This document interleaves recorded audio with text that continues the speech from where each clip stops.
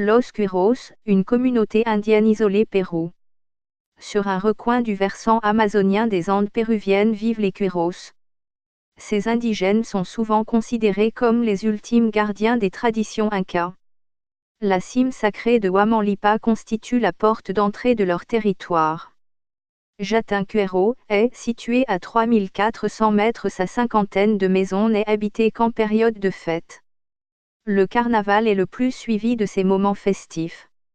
La plupart des portes de ces résidences secondaires sont encore verrouillées par une imposante serrure taillée dans le bois.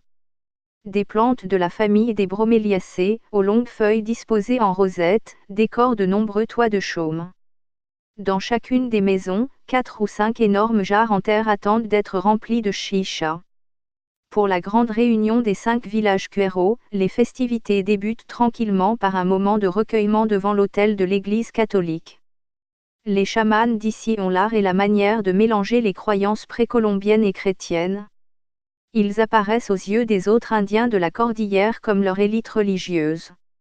Ils ont pris l'habitude de proposer aux rares randonneurs de passage une cérémonie d'offrande à la mère nature, la Pachamama. Pour cela, le chaman revêt la tenue traditionnelle de son peuple, caleçon noir, poncho gris et bonnet. À l'abri d'un gros rocher sacré, il disperse des feuilles de coca afin de lire la chance du participant qu'il fait mettre à genoux, prononce quelques incantations et souffle sur le dessus de la tête du voyageur. L'une des offrandes sera offerte à la Pachamama, l'autre à la montagne sacrée des Quiros, Huamanlipa. L'économie de ce peuple est basée sur l'indépendance alimentaire, ils vivent sur 3 niveaux écologiques différents. La résidence principale des Quiros s'établit à l'étage supérieur, 4000-4600 mètres. Ils y stockent leur production, élèvent leurs troupeaux de lamas et d'alpagas, cultivent une pomme de terre amère résistante aux fortes gelées hivernales. Chaque famille possède 20 à 50 alpagas, qui pèsent sur les tourbières des vallées glaciaires.